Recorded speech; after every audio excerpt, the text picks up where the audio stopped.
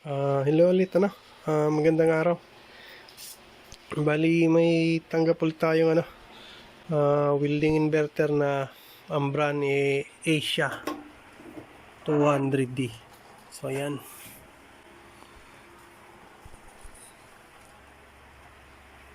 Asia 200D.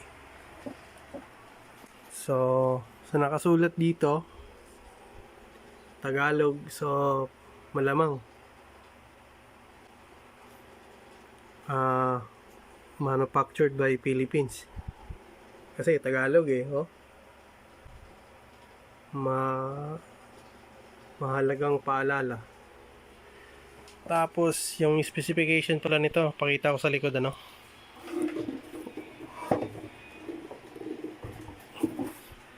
So andito 'yan. Yan. Input voltage 180 to 240. Single phase, frequency 50 to 60 Hz. Malaki yung power consumption niya, 5.5 kVA. Tapos yung no load voltage 18 volts. Output current 30 to 200 amperes. Duty cycle 80%, so maganda. Tapos usable electrode 1.6 to 4 mm. Maganda rin. So, made in Korea pala. Ba't may nakalagay doon? So, made in Korea. Hindi pala made in Philippines. Pero ba't nakalagay yung Tagalog doon ng paalala doon? So, hindi ko pala pwedeng ito kasi mababa yung resistance masyado doon sa natin, outlet. So, set up ko lang muna yung camera. So, di ko pala ito pwedeng isaksak kasi malamang magti-trip off yung breaker ko kasi nga kung hindi pa naka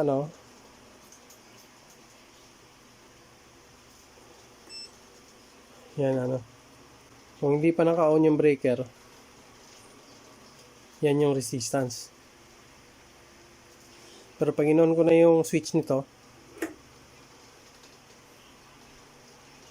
yan 95.6 ohms. O hindi po pwede. Malamang sira nito kung hindi IGBT diode. So hindi natin pwedeng hindi natin pwedeng isaksak. So buksan na lang natin to, tapos tingnan natin yung anong problema.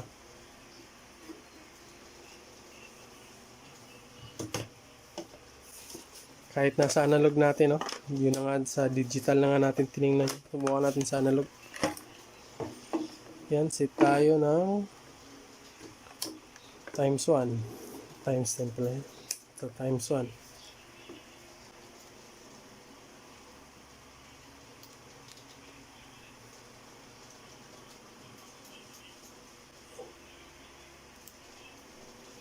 So yan,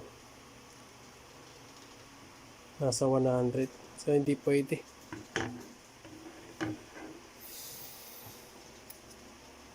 So tingnan lang muna natin yung load.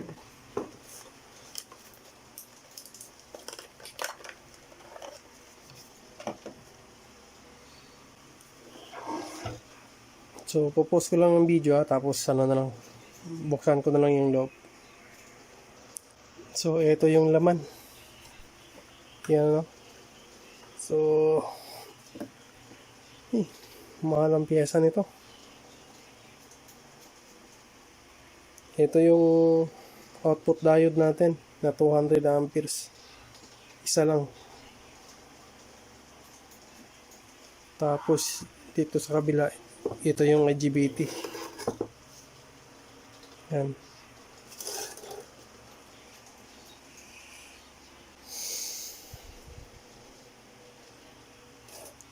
Okay.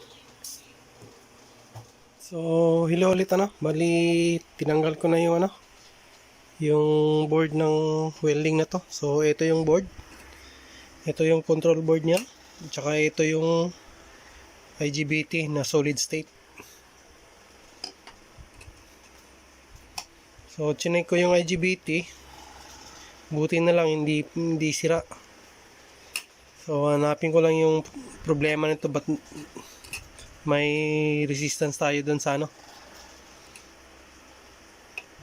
Pwede rin yung manggaling yung resistance dito sa transformer.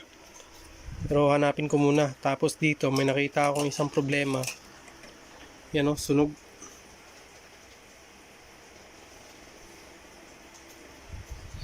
So try muna natin palitan yan. So hanapin muna natin yung anong value niyan. So yun yun. Si Asia 200T.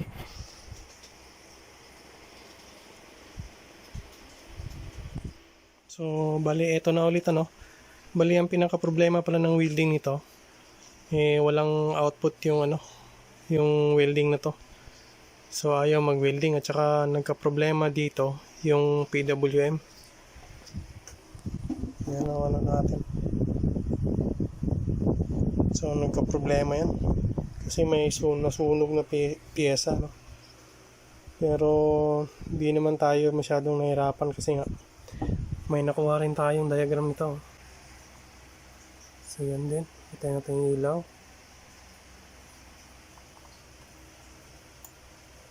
So ang ginamit na diode ESD ano,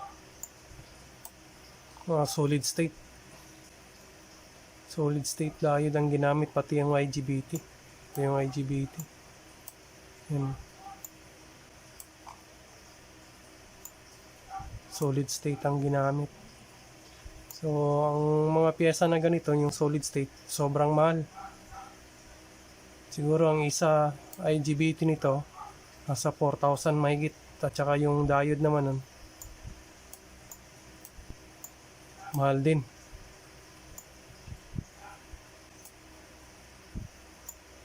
Yan yung diagram nya.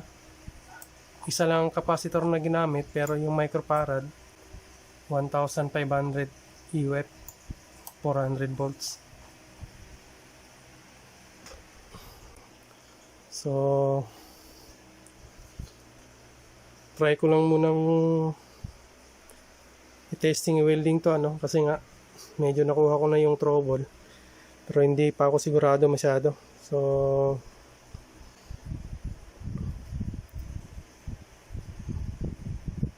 balik lang ulit ako mag video ano.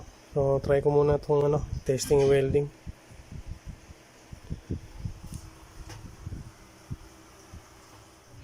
So bali andito na to sa labas ano. So try muna natin itong ano, testing para malaman natin kung anong performance nito at saka kung may problema pa ba bago natin i-fix to. Kasi ako nagdududa rin ako dito. Mahal kasi yung pyesa nito mahirap magkamali. So yan yung itsura. Tanggalin lang natin to. So on natin.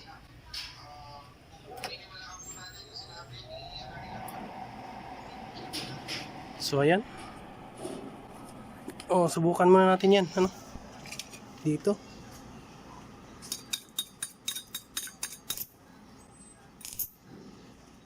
So yan. So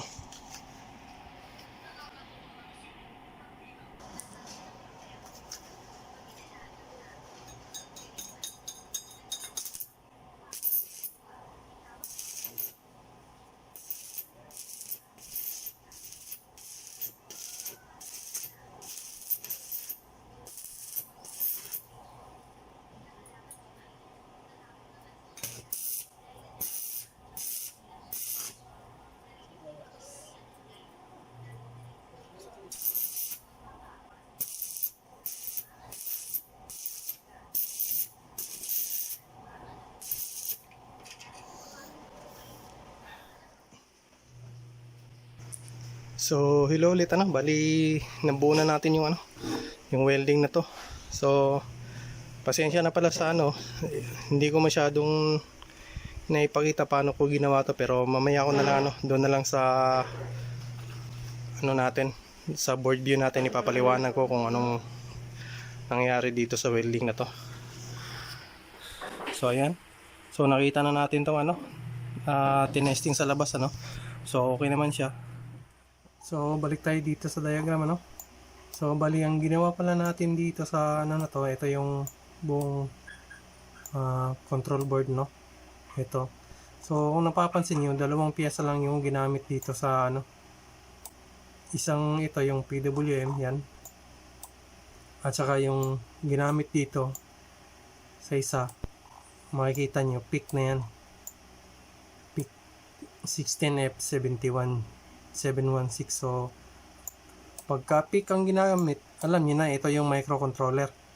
So instead na gumamit siya dito ng LM o kahit na anong piyesa, wala na, PIC na ang ginamit. So pag PIC ang ginamit, ito yung para maka-minus tayo sa yung manufacturer na gumawa nito, ano, nag-design, para hindi masyadong madaming piyesa, kaya PIC microcontroller na ginamit natin. So PIC microcontroller na yung ginamit ng ano, manufacturer dito, kung sino man ang nag-design, ano. So balik tayo dun sa problema na yun. Kung napapansin nyo dito,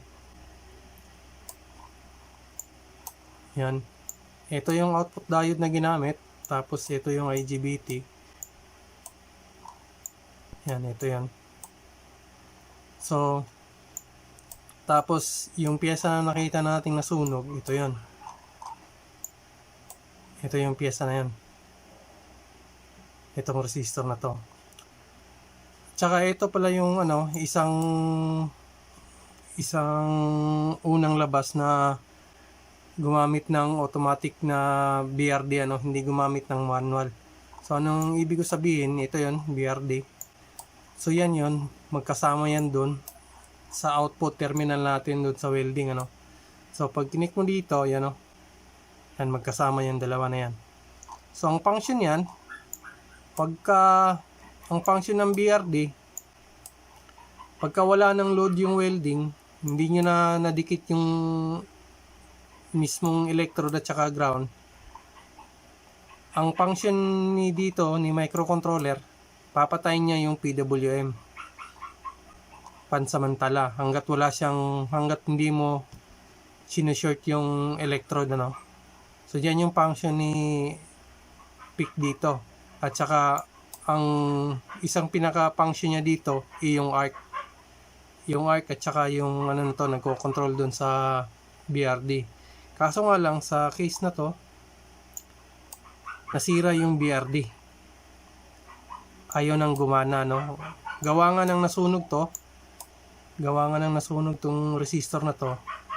So pag walang load, ang lalabas dito 18 volts standby. Pagka sinubukan mong ano, mag-arc, kung magsubukan mo na mag-welding, magti-trigger yung magsisento ng signal papunta dito sa microcontroller para gumana yung PWM signal natin dito. Kaso sa case na to, hindi na gagana, no? Hindi na siya gumagana. Kasi nung sinubukan kong ibalik sa dati to, nasusunog lang din dito. Kasi nga, gawa nga ng supply dito, sa B+ na to, 70 volts to. Pag nag-short mo yung ano, sa case na to, pag nag-short mo to, di nagagana.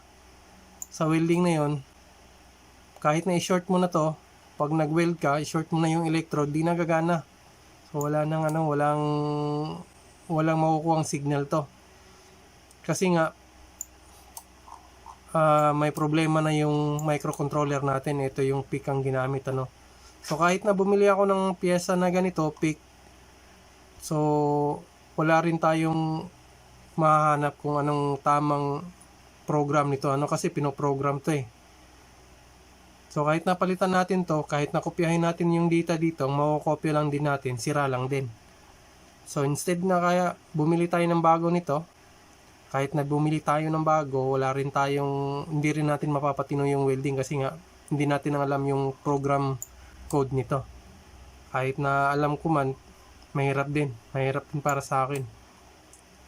Kaya gusto ko rin sanang matutong mag-program ng PIC kasi ano, mas madali na lang kasi pagka PIC eh.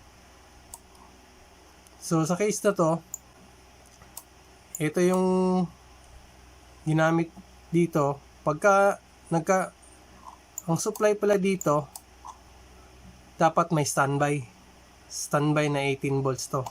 Kaso nga lang, pagka nagkakaroon siya ng standby voltage, dito yung ampere niya dito sa PWM, automatic na pinapatay kasi nga lampas-lampas na yun.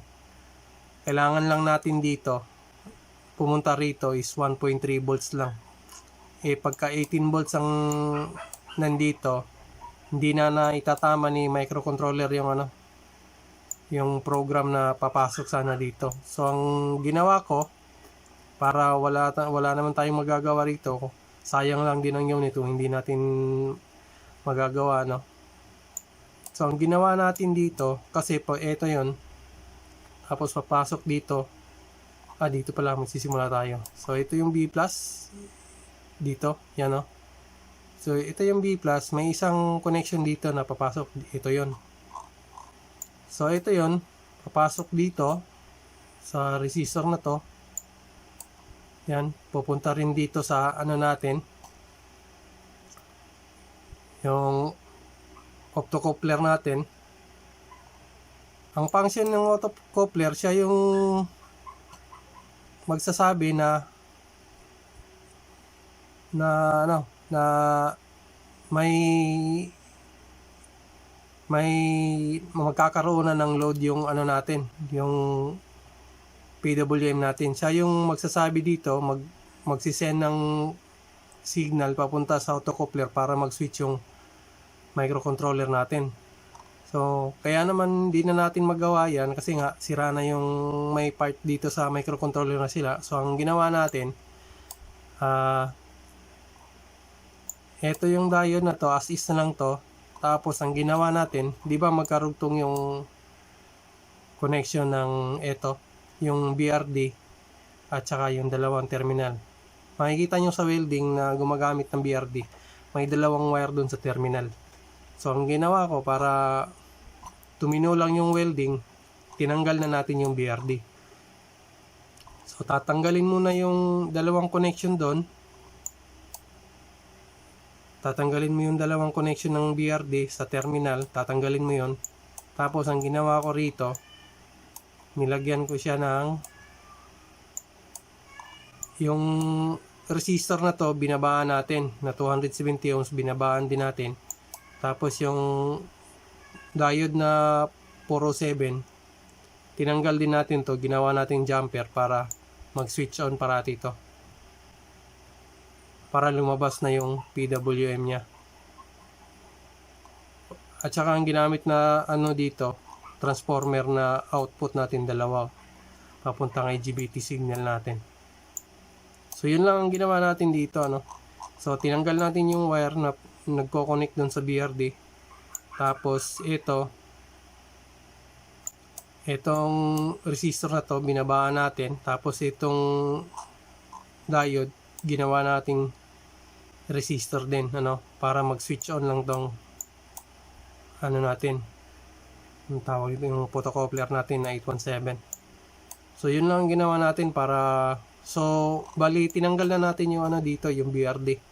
Naka-switch on na to parati. So pag on ng welding, yung mga karaniwang na walang BRD, pag on ng welding, maya maya magsiswitch on yung PWM, saka gagana yung welding.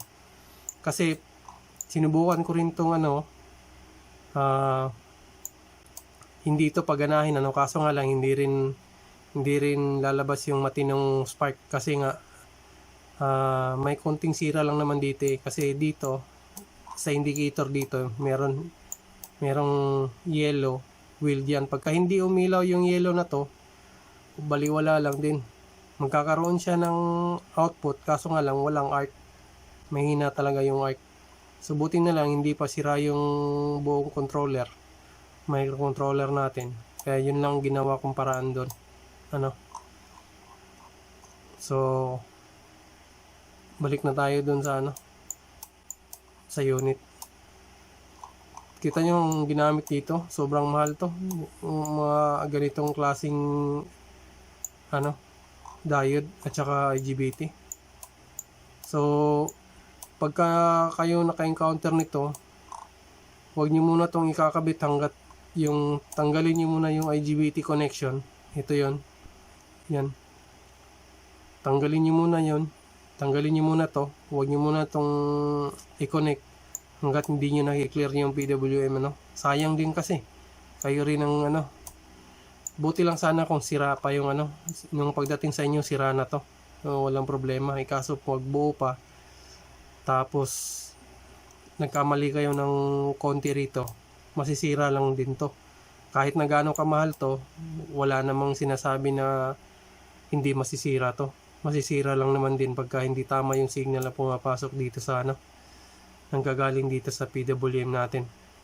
So pagka naka-encounter kayo ng ganitong welding, try nyo muna kagad i-disconnect to pagka nandito sa control board yung sira, para hindi na lumaki yung sira dito ano sa ano PWM board. Pero kung sira to, di wala na kayong magagawa niya. Mahal din kasi to yung PWM na to, ay yung IGBT na to. Tiningnan ko ito sa ano, sa internet. Ang price nasa 4,000 mahigit So hanggang dito na lang ano, balik tayo dun sa ano, sa welding. So bali bigay ko na lang to kay customer ngayon. So subukan muna natin uling panda rin. So yan, naka-on natin.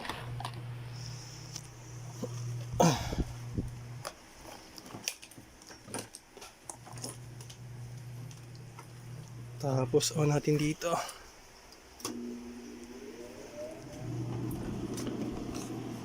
Tapos tester natin to. So yan, may 69.9, 70. So okay na to ano. So kung nagustuhan nyo yung video, please like and subscribe. Pero kung hindi naman, di okay lang din. So hanggang dito na lang. Maraming salamat sa panonood.